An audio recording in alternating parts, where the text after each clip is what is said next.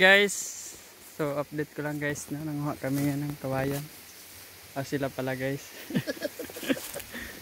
So maraming kawayan dito guys.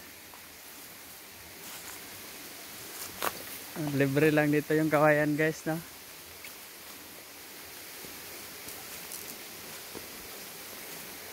So nasa tabi lang ng ilog yung kawayan dito guys.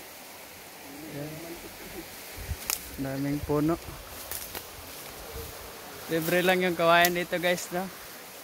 Nangunguha lang kami, hindi na binibili. So tanim kasi dati ng dulto. Kaya maraming puno. Sa tabi lang ng ilog, no.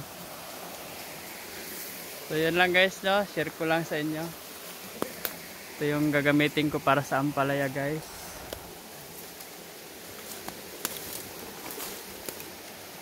Update ko lang guys, no. Yun lang.